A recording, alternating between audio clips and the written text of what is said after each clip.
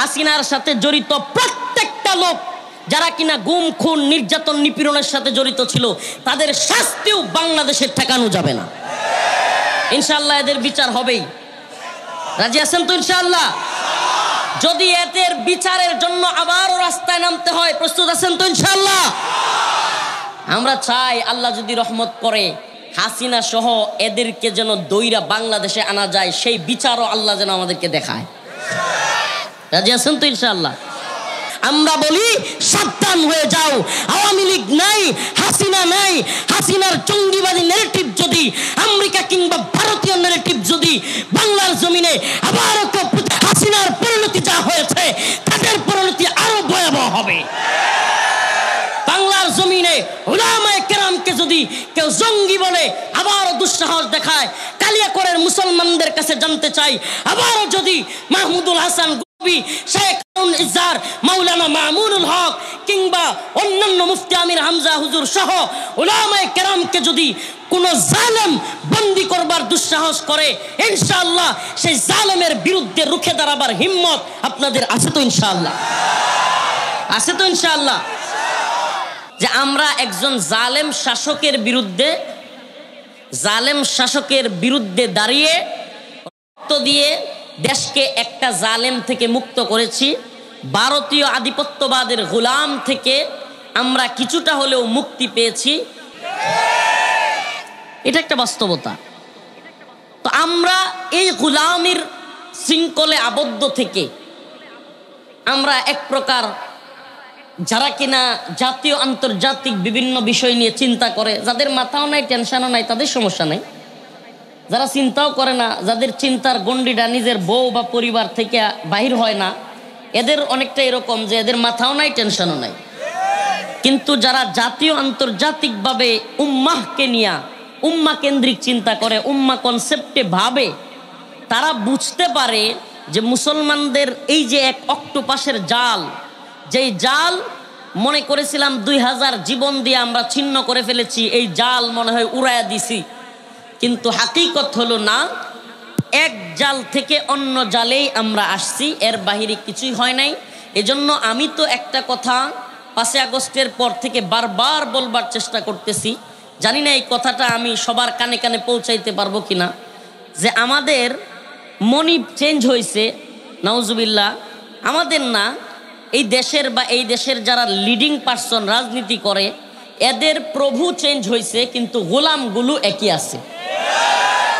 এই কথাটা আমি বারবার বলবার চেষ্টা করি যে প্রভু কি হয়েছে? চেঞ্জ হয়েছে, এদের প্রভু আছে।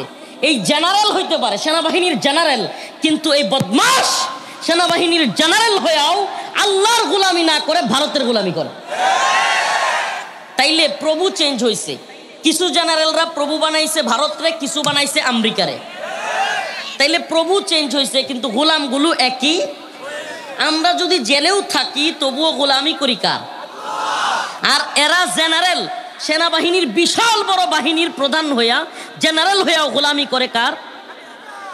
ভারতের, আমেরিকার। আর আল্লাহ পাক আজকে এদেরকে শাস্তির ব্যবস্থা করতেছেন। সুবহানাল্লাহ। প্রত্যেককে আল্লাহ পাক প্রত্যেককে ধরবেন এক এক করে, জালিমদের কাউকে। ফালা তাহসাবান্নাল্লাহা গাফিলান আম্মা ইয়ামালুজ জালিমুন। আল্লাহ বলেন যে জালেমদেরকে অবশ্যই জেনে রাখতে হবে যে আমি আল্লাহ জালেমদের ব্যাপারে গাফেল না। সুবহানাল্লাহ। আল্লাহ পাক জালেমদের ব্যাপারে কি না? গাফেল না। তো আমি যেই কারণে কথাগুলো আজকে বলতেছি, উম্মাহ হতাশ যে 5 আগস্টের পরে এত এত মানুষ জীবন দিল, শহীদ হইল।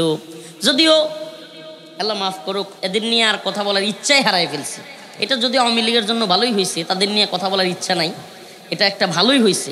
কারণ কি জানেন, এদেরকে আপনি যতই বলেন, আমি দেখছি যে এরা কানেও শুনে না, চোখেও দেখে না, কিচ্ছু না। মানে এরা অনেকটা ওই যে আল্লাহ কোরআনে বলছে খতামাল্লাহু আলা কুলুবিহিম, আমার মনে হয় এই আওয়ামী লীগ ওই শ্রেণী। মানে এই জন্য এদেরকে নিয়ে কথা বলে আসলে তেমন একটা মানে বলতে ইচ্ছা হয় না। আমরা দেখেছি, আমরা নিজেরা ভিকটিম, কসমকে বলছি, তবুও এদের যেন কোনো মানে এদের কানও নাই, চোখও নাই। মানে এরা ওই যে খতামাল্লাহু আলা কুলুবিহিম ওয়া আলা সামইহিম ওয়া আলা আবসারিহিম গিশাওয়া, মানে এদের আল্লাহ পাক অন্তরের মধ্যে সিলমোহর মারছে, কানের মধ্যে মোহর মারছে, চোখের মধ্যে পর্দা ফেলাই দিছে। আল্লাহ বলছে এরা দেখেও দেখবে না, শুনেও শুনবে না, আর এদের অন্তরে বুঝার মতো ক্ষমতাই নেই। এরা ওই শ্রেণী। তো বলতেছিলাম যে এত জুলুম, এত নির্যাতন, এতগুলো মানুষ জীবন দেয়া, এত কিছুর পরে আমরা ভাবছিলাম হয়তো দেশটা সুন্দর হবে। ঠিক ঠিক না? আমরা ভাবছিলাম হয়তো আর কেউ গোলামি করতে পারবে, হয়তো ভাবছিলাম আমাদের দেশের মতামত, আমাদের দেশের সিদ্ধান্ত আমাদের দেশের মানুষ নিতে পারবে। কিন্তু হাকিকত কি? হাকিকত হলো এই যে আমেরিকার কথা ছাড়া বাংলাদেশে সিদ্ধান্ত নেওয়ার মতো পরিস্থিতি নাই। এটা ওপেন সিক্রেট। আগে ছিল ভারতের কথা, এখনো ভারতীয় আধিপত্যবাদ আছে। ভারতীয় আধিপত্যবাদ সর্বোচ্চ যেই সেক্টরে আছে এটা হলো মিডিয়া সেক্টর। এখনো ভারতীয়দের রয়ের কথা ছাড়া এখনো যারা কোনো কাজ করে না এটা হলো বাংলাদেশের মিডিয়া। এরা দেখবেন কোনো ছেলে, হিন্দু ছেলে যদি আমাদের মুসলিম বোনকে দূষিত করে তাইলে দেখবেন এরা কোনো নিউজ করবে না। এরা দেখবেন আল্লাহ না করুক কোরআন অবমানিত হইলে কোরআন অবমাননা নিয়ে কোনো হইচই মিউজ এগুলো করবে না। আপনাদের এদিকেই কালিয়াকোট না কোন জায়গায় মৌচাক একটা ছোট্ট মেয়েকে 12-13 বছর একটা মেয়েকে হিন্দু ছেলে দর্শন করছে। মেইন স্ট্রিম কোনো মিডিয়ায় আপনারা নিউজ দেখছেন? আচ্ছা, ঘটনাটা কি সত্য না মিথ্যা? ঘটনা সত্য, কিন্তু কি নাই? নিউজ নাই। আল্লাহ মাফ করো, কোনো নর্তকী, নাম নিচ্ছি না, কোনো নায়িকা নামের নর্তকী যারা দেহ ব্যবসা করে বেড়ায়, এরা হাসি দিলেও এরা নিউজ করে, পাত মারলেও নিউজ করে। শয়তানের বাচ্চারা, মানে ওই নর্তকীরা বায়ু চাললেও ওই বায়ুর মনে হয় ওদের নাকি সুন্দর সুগন্ধি, ওইটা নিয়ে ওরা নিউজ করে। আর আমাদের মুসলিম বোন নির্যাতিত হচ্ছে, রেপিস্ট তাকে ধর্ষিতা করে দিচ্ছে, অথচ এটা নিয়ে নিউজ করবার মতো এদের সময় নাই। এটার কেন সময় নাই বলি আপনার? একটা জিনিস মনে রাখবেন, নির্যাতিত কোনো জাতি, পরাজিত কোনো জাতির পক্ষে কেউ থাকে না। আমার কথা মনে হয় বুঝেন নাই। পরাজিত কোনো জাতির পক্ষে, নির্যাতিত কোনো জাতির পক্ষে কেউ থাকতে চায় না। বরং যারা বিজয়ী, আপনি যদি আমাদের কথাই ধরেন, আল্লাহ মাফ করুক, আমরা যখন মনে করেন কারাগারে ছিলাম, আমাদেরকে বন্দি করে নিয়ে আসা হচ্ছে, রিমান্ডে নিয়ে আসতেছে, কিংবা কারাগার থেকে বেরি লাগিয়ে, হ্যান্ডকাপ, মাথার মধ্যে হেলমেট লাগিয়ে, বুলেট প্রুফ জ্যাকেট লাগিয়ে আসতেছে। সিরিয়াসলি বলবেন, আজকের কালিয়াকোর প্রোগ্রামে যে হাজার হাজার মানুষ, তখন কি আমাদের রিমান্ডে হাজার হাজার দূরের কথা 100 মানুষও গেছে? কারণ ওই অবস্থাটা মানুষ পছন্দ করে না, পরাজিত অবস্থান মানুষ পছন্দ করে না, চায়ও না। কিন্তু যখন দেখে যে আল্লাহ সুবহানাল্লাহ, আল্লাহ পাক কবুল করছেন, আলেমরা বিজয়ী হয়েছে, তখন তাদের পিছনে হাজার হাজার মানুষ আসে। আল্লাহ কোরআনেও বলছেন, ইযা জাআ নাসরুল্লাহি ওয়াল ফাতহ ওয়া রাআইতান নাস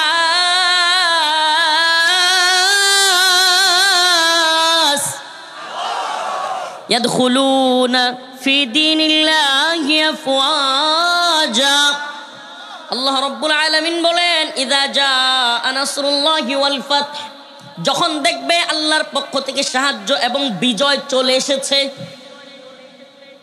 ওয়ারাইতান নাস ইয়াদখুলুনা ফি দীনিল্লাহ, তোমরা তখন দেখবে মানুষ দিনের মধ্যে দলে দলে, ইয়াদখুলুনা ফি দীনিল্লাহ, প্রবেশ করতেছে দিনের মধ্যে, আফওয়াজা, দলে দলে। সুবহানাল্লাহ।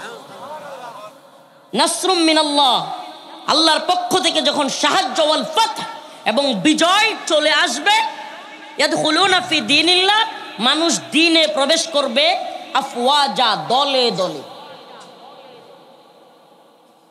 দলে দলে প্রবেশ করবে। সুবহানাল্লাহ ওয়া বিহামদিহি। এই জন্য বিজয় এবং আল্লাহর পক্ষ থেকে সাহায্য নিয়ে আজকের আলোচনা। আবারও বলছি, এই প্রেক্ষাপট, এতক্ষণের আলোচনার মূল ফোকাস যে আমরা মনে করেছিলাম আমরা বিজয়ী, কিন্তু কিছু সময় যেতেই আমরা দেখি না, আমরা বিজয়ী না, আমরা মাত্র যুদ্ধের প্রাথমিক স্টেজ বা একটা ধাপ পেরিয়েছি। এখনো পর্যন্ত ভারত বিশ্বাস করে, এখনো পর্যন্ত বিশ্বাস করে, এখনো পর্যন্ত ভারত এবং এর প্ল্যানিং করে যে কোনো মূল্যে এই নির্বাচনের আগেই আবারও হাসিনাকে আমরা বাংলাদেশে আনতে হবে। কেন এই প্ল্যানিং? তারা মনে করে, ভারত এবং মনে করে, হাসিনার যে বয়স হয়েছে, যদি এই নির্বাচনের আগে হাসিনাকে আবার কোনো ঝামেলা করে বসানো না যায়, আগামী 5 বছর যদি নির্বাচিত ক্ষমতায় চলে আসে সরকার, নির্বাচিত সরকারকে নামানো এতটা সহজ হবে না। 5 বছর চলে যাবে, হাসিনাও মইরা যাবে, আওয়ামী লীগও শেষ হয়ে যাবে, আমাদের প্ল্যানিংও শেষ। এক কথায় আমি একেবারে গোপন রহস্য আপনাদেরকে জানাই দিলাম। এই জন্য এই নির্বাচনের আগে দেশে অনেক ধরনের বিশৃঙ্খলা হবে, এটা আপনারা মাথায় নিয়ে রাখেন। এই জন্য উম্মাহ সতর্ক থাকবেন। আমি নির্বাচন কেন্দ্রিক মানুষ না, আমি গণতান্ত্রিক বিরোধী মানুষ। আমি গণতন্ত্রকে অপছন্দ করি, আমি গণতন্ত্রকে ঘৃণা করি। প্রত্যেকটা মুসলমানের উচিত এই তন্ত্রমন্ত্রকে ঘৃণা করা। কিন্তু তবুও এই দেশের এই জাতিকে ভালোবাসি, তাদেরকে নিয়ে চিন্তা করি। উম্মার কল্যাণে আপনাদেরকে একটা মেসেজ দেওয়ার ছিল যে এই নির্বাচনের আগে কিংবা এই নির্বাচনকে বিলম্বিত করা, এটা ভারতীয়রও একটা প্ল্যান। আমি কোনো পক্ষে বিপক্ষে কথা বলছি না, সাবধান, এটা ভুল বুঝবেন না। আমরা গণতান্ত্রিক কোনো দলকে আমি যেমনিভাবে সাপোর্ট করি না, তেমনিভাবে কোনো দলের পক্ষেও আমি না। প্রিয় ভাইরা আমার, বন্ধুগণ আমার, তো আমি যে কথাটা বললাম এটা মাথায় রাখেন। এই জন্য বাংলাদেশকে নিয়ে, এই ভূখণ্ডের মুসলমানদেরকে নিয়ে বড় ধরনের ষড়যন্ত্র হবে, বড় ধরনের মেসাকার তৈরি হবে। এই জালেম যে সমস্ত সেনাবাহিনীর জেনারেলরা আলেমদেরকে নির্যাতন করেছে, গুম করেছে, নির্যাতন করেছে, নিপীড়ন করেছে, এদেরকে বিচারের আওতায় আনার বিরোধিতা করবার জন্য যে কোনো ঝামেলা এদেশে হইতে পারে। তবে আমরাও বলে রাখতে চাই, সেনাবাহিনী, বিজিবি, র্যাব, পুলিশ সব দিয়েও কিন্তু হাসিনারা টিকায় রাখা যায় নাই। এবং এই বিজয় চূড়ান্ত বিজয় নয়। এবার আসি মূল কথায়, এই বিজয় কি নয়? চূড়ান্ত বিজয় নয়। যারা মনে করেছিলেন যে বিজয় চূড়ান্ত, আমরা বিজয়ী হয়ে গেছি, ইসলাম ক্ষমতায় চলে আসছে, না, ইসলাম রাষ্ট্রীয় ক্ষমতায় আসে নাই। যতদিন পর্যন্ত রাষ্ট্র ক্ষমতায় আমরা ইসলামকে প্রতিষ্ঠিত করতে না পারবো, দিন প্রতিষ্ঠিত করতে না পারবো, কুরআন সুন্নাহকে প্রতিষ্ঠিত করতে না পারবো, শরিয়াকে প্রতিষ্ঠা করতে না পারবো, ততদিন পর্যন্ত আমরা আমাদের পিঠ এমন ভাবে হেলিয়ে দিব না যে আমরা মনে হয় বিজয়ী, আমাদের আর কোনো কাজ নাই। ঠিক আছে ইনশাআল্লাহ? তো এই বিজয়ের পথ কোনটা? এবার আসুন সে কথায়, এই বিজয়ের পথ কোনটা এবং এই বিজয়ের মৌলিক আলোচনা। আল্লাহ পাক যে বিজয়ের সুসংবাদ দিয়েছেন সূরাতুল ফাতহের মধ্যে। সূরাতুল ফাতহে যেদিন নাজিল হয়েছিল বা যখন নাজিল হয়েছিল, আল্লাহ রাসূল সাল্লাল্লাহু আলাইহি সাল্লাম এত খুশি হয়ে গিয়েছিলেন, কি তাফসিরের কিতাবের মধ্যে আসছে যে রাসূলুল্লাহ সাল্লাল্লাহু আলাইহি সাল্লাম উটের উপরে উঠে এমন সুন্দর করে তিলাওয়াত করতেছিলেন, সুবহানাল্লাহ। যিনি বর্ণনা করতেছিলেন সাহাবী, তিনি বলেন মানুষ জড়ো হয়ে যাবে এই চিন্তা যদি আমার না থাকতো, আমি চিৎকার করে করে সূরাতুল ফাতহি রাসূলের মতো করে তিলাওয়াত করতাম। ইন্না ফাতাহনা লাকা ফাতহাম মুবিনা। মক্কা বিজয়ের আগ মুহূর্তে আল্লাহর রাসূল সাল্লাল্লাহু আলাইহি ওয়াসাল্লাম ৬ষ্ঠ হিজরিতে জিলকদ মাসে মদিনা থেকে মক্কার উদ্দেশ্যে উমরা করার জন্য রওনা হয়েছিলেন। ও প্রিয় উম্মাহ, ও প্রিয় গাজীপুর কালিয়াকৈরের মুসলমান, আবারও আপনাদেরকে বলে নিচ্ছি, কেন এই আলোচনা? আমরা যারা মনে করতেছিলাম বিজয়ী হয়ে গিয়েছি, কিন্তু দেখতেছি না। ওই ফিলিস্তিনের দিকে তাকিয়ে দেখি হাহাকার, আফগানের দিকে তাকায় দেখি হাহাকার, কাশ্মীরের দিকে তাকায় দেখি হাহাকার, এমনকি আমার দেশের মুসলমানদের মধ্যেও হাহাকার এবং চাপা একটা আতঙ্ক। না জানি কখন হিন্দুত্ববাদী ভারত বাঙালি মুসলমানদের উপর নিপীড়ন নির্যাতন চালায়। এই যখন পরিস্থিতি, এই যখন হতাশা, এই মুসলিমদেরকে আশান্বিত করবার জন্য আল্লাহর রাসূলের পক্ষ থেকে, কোরআনের পক্ষ থেকে, স্বয়ং রব্বে কাবার পক্ষ থেকে আমরা এই উম্মার দায়ী হিসেবে এই উম্মাকে, উম্মার জাগরণের শক্তি, বিজয়ের সুসংবাদ আপনাদের কানে কানে পৌঁছে দেওয়ার জন্য, আপনাদের কর্ণকুহরে ওই আওয়াজ পৌঁছে দেওয়ার জন্যই আমাদের আজকের আলোচনা, আজকের প্রয়াস। কি সেটা? ও উম্মাহ, তোমাদেরকে জানায়া দেই, আল্লাহ রাব্বুল আলামিন বলেছেন, লা তাহজান ইন্নাল্লাহা মা'ানা।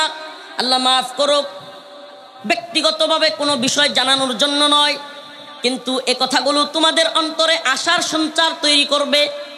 প্রিয় ভাইয়েরা আমার, প্রিয় বাবারা, আপনাদের অন্তরে আমার এই ঘটনা কিছুটা হলেও যদি হতাশা থেকে নিজেদের মধ্যে একটা বিজয়ের আশা তৈরি করতে পারে, সেজন্য বলা। আমি যখন গাজীপুরের কারাগারে ছিলাম, গাজীপুরের জেলখানায় 2 দিন ছিলাম মাত্র। গাজীপুর, আমাকে দৈরাই প্রথমে রাখা হয়। একদিন রাতে, 2 দিনের মধ্যে একদিন রাতে হঠাৎ করে স্বপ্ন দেখলাম, ওয়াল্লাহি আল্লাহর কসম করে বলি, একটুও বাড়ায়া বলবার চেষ্টা করতেছি না। স্বপ্ন দেখলাম যখন সমস্ত হতাশা আমার মাথার ভিতরে, আমার মার কাছ থেকে ধরে নিয়ে আসছে, আমার পরনে একটা লুঙ্গি আর একটা ছোট্ট একটা ফতুয়া, আর কিছুই নাই। এই গাজীপুরের কারাগারে কোরআন পড়তে চেয়েছিলাম, কসম করে বলি কোরআন পড়তে পর্যন্ত দেয়া হয় নাই, একটা কোরআন ঢুকাইতে দেয়া হয় নাই, কিতাব ঢুকাইতে দেয়া হয় নাই। এমন মুহূর্তে আল্লাহ ছাড়া যখন কেউ নাই, আল্লাহর কাছে কান্নাকাটি করে শুয়ে গেলাম। হঠাৎ করে রাত্রে স্বপ্নে দেখি আমি কাশ্মীরি কারাগারে বন্দী। আমি বাংলাদেশে নাই, আমি কোথায়?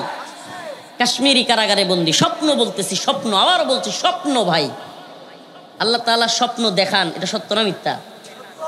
নাস্তিকেও স্বপ্ন দেখে, আস্তিকেও দেখে। স্বপ্নের মাধ্যমেই একটা মানুষ বুঝতে পারে তার কোনো মালিক আছে। স্বপ্নে খাওয়া যায়, স্বপ্নে কাউকে স্পর্শ করা যায়, সেই স্পর্শের কারণে আবার এমন হয় গোসল করা লাগে, তার মানে বোঝা যায় সুবহানাল্লাহ। স্বপ্নের মধ্যে যদি এক দেশ থেকে অল্প সময়ের মধ্যে আরেক দেশে চলে যাইতে পারে, আল্লাহ যে বলছে জান্নাত আছে, সেই বিষয়টাও তখন কল্পনায় আসে, আসে না? নাই, সুবহানাল্লাহ। স্বপ্ন দেখলাম কাশ্মীরে কারাগারে বন্দী। এক কোণে চোখগুলো বন্ধ করলে, আল্লাহ মাফ করুক, আমি গুনাহগার, আমি কোনো বুজুর্গ ব্যক্তি না, আমি একজন গুনাহগার মানুষ। কিন্তু ওই মাজলুম অবস্থায় চিৎকার করে যখন কান্নাকাটি করতাম জেলখানার ছোট্ট একটা বন্দি রুমে, রাতের বেলায় স্বপ্ন দেখলাম আল্লাহ পাকের পক্ষ থেকেই কিনা, আল্লাহ পাক ভালো জানেন, কাশ্মীরে বন্দি, একটা ছোট্ট একটা রুম, ওই রুমের কোণা থেকে, একবারে একটা কোণার রুম, ওখান থেকে একজন সুন্দরী বোন, কাশ্মীরি এক সুন্দরী বোন, সেও বন্দি। সে আমাকে চিৎকার করে ওখান থেকে বলতেছে, আখি লা তাহজান ইন্নাল্লাহা মা'ানা। ও আমার ভাই, যে আয়াতের অর্থ একটা ছোট্ট আয়াতের অংশ, যে আয়াতটা আমার ওই বোন স্বপ্নের মধ্যে আমার কানে এখনো পর্যন্ত এতটুকু শব্দ, চোখ বন্ধ করলে আখি লা তাহজান, এতটুকু শব্দ এখনো আমার কানে বাজে। ওই বোন চিৎকার করে বলতেছে, আখি লা তাহজান, হে আমার ভাই চিন্তা করিও না, পেরেশানি করিও না, ইন্নাল্লাহা মা'ানা, আল্লাহ আমাদের সাথে আছেন। আখি লা তাহজান ইন্নাল্লাহা মা'ানা, হে আমার ভাই টেনশন পেরেশান করিও না, আল্লাহ আমাদের সাথে আছে। ওয়াল্লাহি, আল্লাহকে সাক্ষী রেখে বলি, ওই স্বপ্নের পর থেকে অন্তরের অবস্থা পুরো চেঞ্জ হয়ে গেছে। সুবহানাল্লাহ, এমন চেঞ্জ হয়েছে, আপনারা হয়তো আমার কারাগারের কিংবা আমাকে কোর্টে নিয়ে যাচ্ছে ওই ভিডিওগুলো দেখেছেন। আমি হাসাহাসি করতাম, আঙ্গুল দেখাইতাম, খুব রিল্যাক্সে থাকতাম, আলহামদুলিল্লাহ। হয়তো আপনারা দেখেছেন সেগুলো, একেবারে স্বাভাবিক ছিলাম। তো আল্লাহর পক্ষ থেকে আমাদেরকে জানানো হচ্ছে, হে প্রিয় ভাইরা, হে আমার বন্ধুগণ, চারদিকে যখন দুর্যোগের কণাকাটা, রাত্র যখন গভীর হয়, রাত্র যত বেশি গভীর হয়, সূর্য উদিত হওয়ার সময় কিন্তু তত কাছে থাকে। অতএব মেঘ দেখে করোনা ভয়, আড়ালে তার সূর্য। সুবহানাল্লাহ। শুনেন, যদি আপনারা উলামায়ে কেরামের পক্ষে থাকেন, এই গাজীপুরের এই মৌচাক কালিয়াকোর এই গভীর রাস্তা দিয়েও রাতের 2টা-3টার সময় আপনাদের কাছে আসার জন্য যাওয়ার পথে এত রিস্ক নিয়েও দেশে ঘুরে বেড়ায়, একটাই চাওয়া, এই উম্মাহকে মূল মেসেজটা পৌঁছে দেওয়া। ও উম্মাহ, তোমাদেরকে আমরা ভালোবাসি। ওয়াল্লাহি, ওই নেতা, ওই লিডার, বড় দলের নেতা, ও ভালোবাসে না তোমাদের, ও বাটপার, ও ক্ষমতার স্বার্থের জন্য তোমাদেরকে ভালোবাসার কথা শোনায়। আমরাই তোমাদেরকে ভালোবাসি, আমরা তোমাদের জন্য জেলে যাই, আমরা তোমাদের জন্য, এই উম্মার জন্য ফাঁসির কাস্তে ঝুলতেও রাজি আছি। তোমরা ওই সমস্ত নেতা যে পকেটের আর পেটের দান্দায়, ক্ষমতার মোহে অন্ধ হয়ে আমেরিকার কথায়, ভারতের কথায় নাচে, ওদের কথায় তোমরা বিভ্রান্ত হও না। একটা ঘটনা আপনাদের মনে আছে কিনা, আমরা তখন জেলে কিন্তু খোঁজ খবর রাখতাম। বাংলাদেশের একজন ইউটিউবার কিংবা পরবর্তীতে সে সিনেমাও করছে, নায়ক, সবাই চিনবেন নাম বললে। আমার তাকে নিয়ে কথা বলা বা তাকে আরও আলোচনায় নিয়ে আসা উদ্দেশ্য না। নাম তার হিরো আলম। নাম কি? হাসবেন না, আমি যে কারণে বলতেছি ওই কারণটা মনে রাখবেন। সে রবীন্দ্রনাথের একটা সঙ্গীত গাইছিল। সঙ্গীতটা তার যেহেতু সুর কম, কণ্ঠ নাই, তার সঙ্গীতটা একটু সুরেলা কণ্ঠে না হইয়া একটু আওলা জাওলা হয়ে গেছে। তো রবীন্দ্রনাথের সঙ্গীত কেন আওলা জাওলা কণ্ঠে গাইলো? এই জন্য বাংলাদেশের রবীন্দ্রনাথের যেগুলো গোলাম, রবীন্দ্রনাথের বান্দা, রবীন্দ্রনাথের উম্মত, নাউজুবিল্লাহ, এই ভাষায় বলতে হচ্ছে, রবীন্দ্রনাথের উম্মতের নেংটিতে, পাশার মধ্যে, লেঞ্জার মধ্যে আগুন লেগে গেছে। ওমা, রবীন্দ্রনাথের উম্মতেরা ঝাঁপায়া পড়ছে, হিরো আলম, তোর মতো লোক রবীন্দ্রনাথকে অসম্মান করলি, তুই কেন তার গান এরকম ব্যঙ্গ করলি? বেটা কি ব্যঙ্গ করছে না গাইছে? এখন তার কণ্ঠ এখন করবে কি বেটা?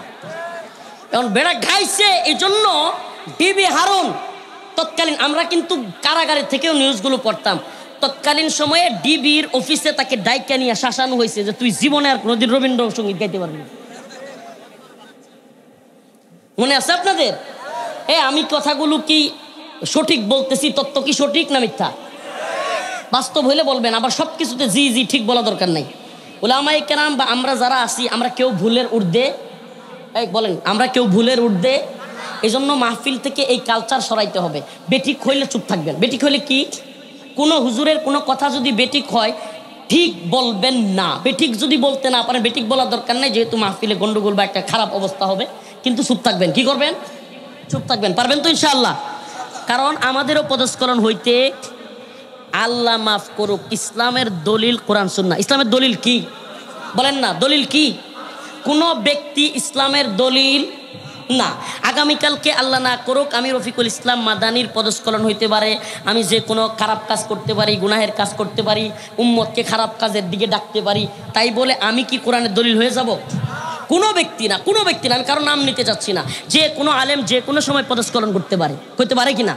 যে কোনো আলেম যে কোনো সময় আল্লাহ না করুক কোনো খারাপ কাজে জড়াই যেতে পারে। যে কোনো আলেম, যে কোনো শাইখুল হাদিস, যে কোনো বক্তা, যে কোনো মুফতি, যে কোনো বড় দলের আমির, বড় দলের পীর, যে কোনো মুহূর্তে, দুনিয়া দারুল মাফতুন, ফিতনার জায়গা। দুনিয়া কি?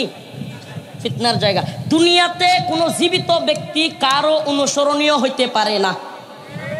মনে রাখবেন, আমরণ অনুসরণীয় কোনো জীবিত ব্যক্তি হইতে পারে না, যে আমি তাকে আমরণ অনুসরণ করেই যাব, এরকম কোনো জীবিত ব্যক্তি হইতে পারে না। অনুসরণীয় ব্যক্তিত্ব হবে যারা দুনিয়া থেকে চলে গেছে। কেন? কারণ যারা চলে গেছে তাদের আর ভুল করবার সুযোগ, সুবহানাল্লাহ, ভুল করবার সুযোগ। আমাদের সবচেয়ে বড় অনুসরণীয় ব্যক্তি হলেন মুহাম্মদুর রাসূল সাল্লাল্লাহু আলাইহি ওয়াসাল্লাম, যার জীবনে কোনোদিন ভুল নেই। আল্লাহর পক্ষ থেকে তার সিনাকে চাক করা হয়েছে। তো যে কথা বলতেছিলাম, আমরা কেউ ইসলামের দলিল না, আমরা যে কেউ ভুল করতে পারি। তো আমি যে কথা বলতেছিলাম, রবীন্দ্রনাথের সঙ্গীত গাওয়ার কারণে, রবীন্দ্রনাথের সঙ্গীত গাওয়ার কারণে শাসানো হইল, শাস্তি দেওয়া হইল কাকে?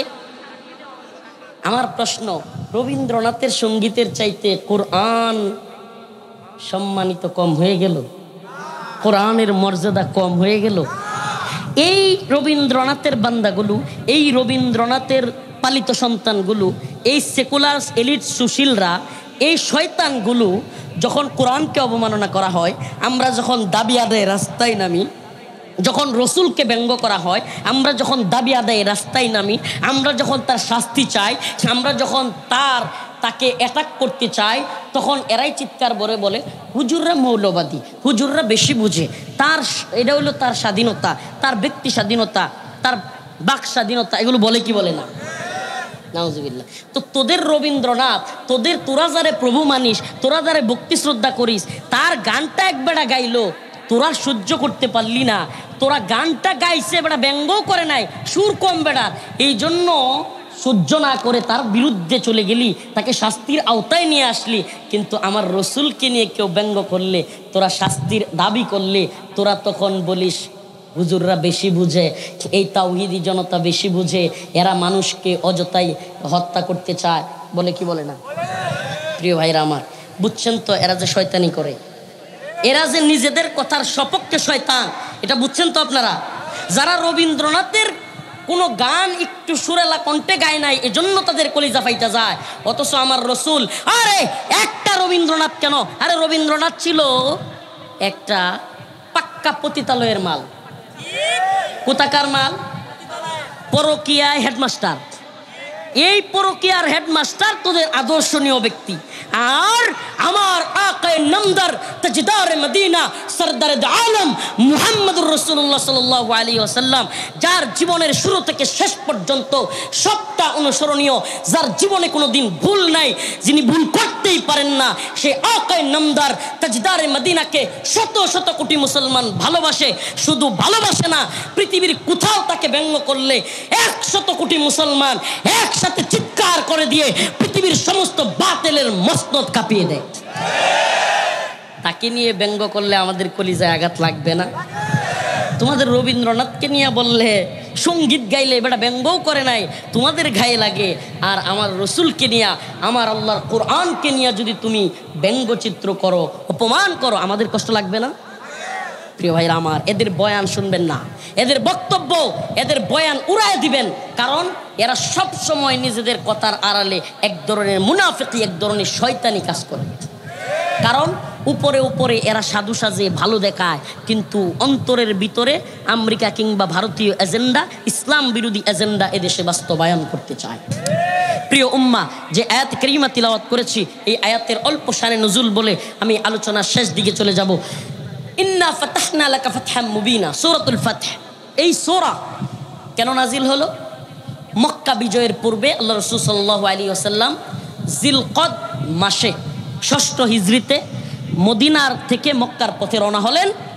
পথিমধ্যে কাফেররা ওনাকে আটকে দিলেন, বললেন যে এবার এই বছর মক্কায় কোনো উমরা করা যাবে না। আল্লাহ রাসূল সাল্লাল্লাহু আলাইহি ওয়াসাল্লাম, সংক্ষেপে বলছি, তাদের সাথে একটা সন্ধি চুক্তি তাদের সাথে একটা সন্ধিতে আবদ্ধ হইলেন যে ঠিক আছে, আমরা এবছর যাব না। যদিও আল্লাহ রসুলের সাহাবাই কেরাম অনেকে সেটাতে নারাজ ছিলেন যে আমরা যাবই, কাফেরদেরকে চূর্ণ বিচূর্ণ করে দিয়ে হলেও ডুববো। রসুল সাল্লাল্লাহু আলাইহি সাল্লাম সেখানে যান নাই। হযরত ওমর রাদিয়াল্লাহু আনহু বলেন, আমি কয়েকবার রসুল সাল্লাল্লাহু আলাইহি সাল্লামকে প্রশ্ন করলাম, তিনি কোনো জবাব দিলেন না। আমি মনে মনে ভয় পাচ্ছিলাম, আয় হায়, আমি না জানি রসুলের সাথে বেয়াদবি করে ফেলছি। ওমর রাদিয়াল্লাহু আনহু বলেন, আমি একটু দূরে চলে গেলাম। যাওয়ার পরে হঠাৎ করে এক লোক পিছন থেকে ডাকতেছে। তখন আমার মনে আরো ভয় ঢুকলো, আয় হায়, না জানি আমার বিরুদ্ধে আয়াত নাজিল হয়ে গেছে। আমি তাড়াতাড়ি গেলাম।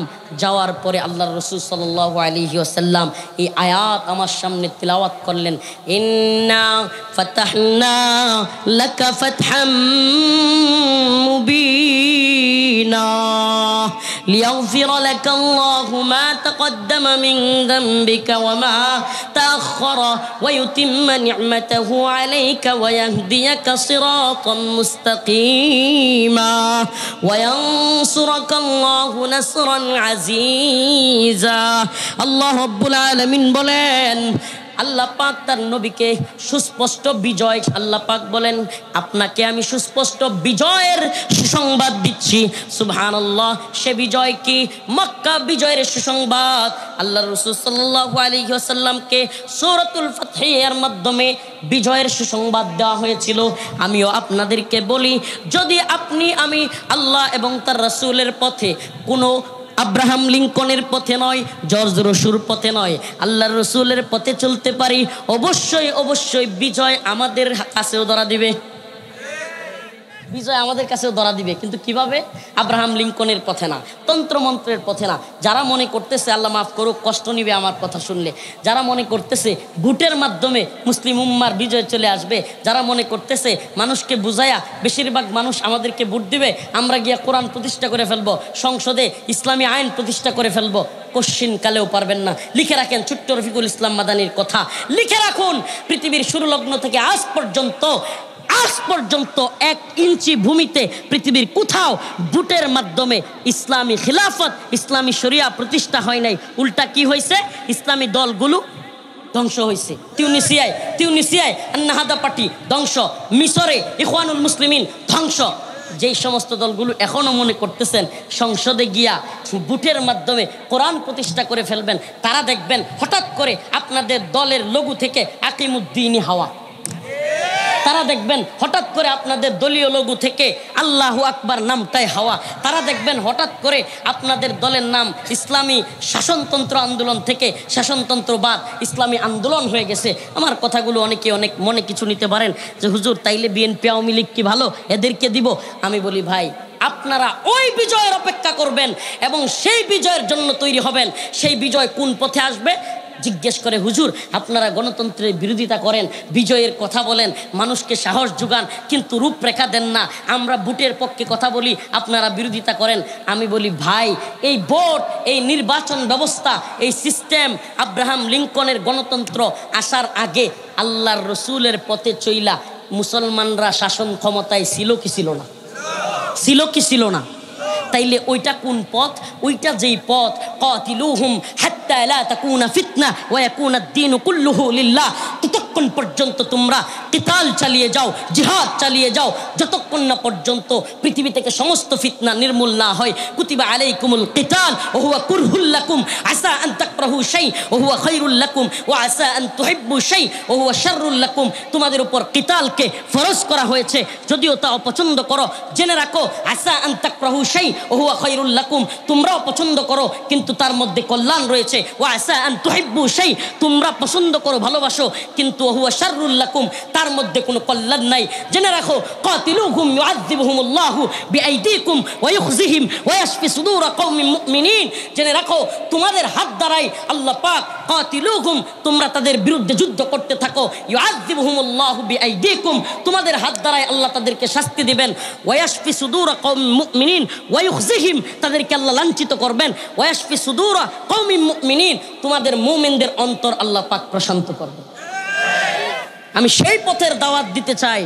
বলবেন হুজুর সেই পথের পরিস্থিতি কি এই দেশে আছে? এখন এই দেশে পরিস্থিতি নাই, কিন্তু পরিস্থিতি হলে আপনার আমার প্রস্তুতি কি? নামাজ যে পড়বেন, নামাজ পড়ার জন্য অজু করা লাগে, পানি না থাকলে তায়াম্মুম করতে হয়। আপনি কি তায়াম্মুমের প্রস্তুতি নিয়েছেন? নামাজ পড়া কার হুকুম? বলেন না কার হুকুম? রোজা রাখা কার হুকুম?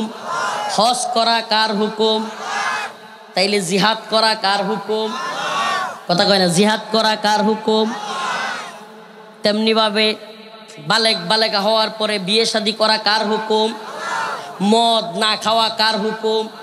আপনি নামাজ পড়তে পারেন, রোজা রাখতে পারেন, কিন্তু জিহাদের পক্ষে কথা বললে বলেন জঙ্গি।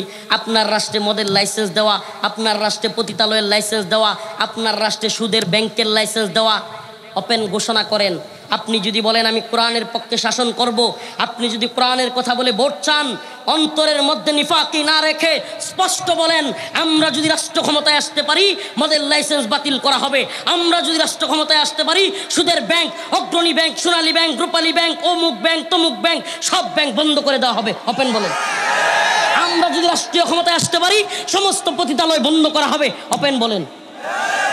প্রিয় ভাইরা আমার, এই কথা একমাত্র আমরাই বলতে পারবো। কেন? কারণ আমরা ওই পশ্চিমাদেরকে খুশি করবার মতো অন্তরের মধ্যে কোনো ধরনের ধারণা রাখি না। আমরা জানি ওই পশ্চিম ইসলাম দেখতে পারে না, ওই পশ্চিমের শত্রুতা। লাতাজিদান্না আশাদ্দান নাস আদাওয়াতান লিল্লাযিনা আমানুল ইয়াহুদ ওয়াল্লাযিনা আশরাকু। আল্লাহ পাক বলতেছেন তোমরা এই জমিনের মধ্যে, ও মানুষ, তোমাদের মধ্যে সবচাইতে বেশি মুমিনদের কঠিন শত্রু হিসেবে পাবে মুশরিক এবং ইহুদিদেরকে। দেখেন, মুশরিকরা ইহুদিরা আমাদের শত্রু, এটা আমি আপনি বলতেছি না, স্বয়ং আল্লাহ। তো আল্লাহ পাক বলতেছেন এরা তোমাদের শত্রু, এদের বিপক্ষে বিজয়ী হইতে হলে আল্লাহর পথ ধরতে হবে। কার পথ? এই বিজয়ের পথ কার পথ? বিজয়ের পথ রসুলের পথ। রসুলের পথ সাহাবাই কেরামের পথ, গণতন্ত্রের পথ নয়। রসুলের পথ সাহাবাই কেরামের পথ, আল্লাহর রসুলের পথ, আল্লাহর পথ, জিহাদের পথ, দাওয়াতের পথ, ইবাদতের পথ। হুজুর তাহলে আপনারা এখন কি করতেছেন? আমরা ওপেন দাওয়া দিচ্ছি, জেলে যেতে পারি, আল্লাহ না করুক, আবারও আমাদেরকে আল্লাহ না করুক জুলুমের শিকার হইতে পারে, কিন্তু আমরা এই উম্মার কর্ণকোহরে এই জাগরণ তৈরি করতে চাই। ও উম্মা সচেতন হও, ও উম্মা সমস্ত তাগুতি সিস্টেম বাদ দিয়ে, সমস্ত জাহেলি সিস্টেম বাদ দিয়ে এক আল্লাহর বিধানের দিকে ফিরে আসো, এক আল্লাহর উপর ঈমান আনো, আস্থা আনো। এই দাওয়াত, জিহাদের পথের দাওয়াত আমরা তাদের কানে পৌঁছাচ্ছি। উম্মা যখন বুঝবে সমস্ত তাগুতি সিস্টেমকে মাইনাস করে ইনশাআল্লাহ এই ভূখণ্ডে কোরআনী শাসন প্রতিষ্ঠা করবে।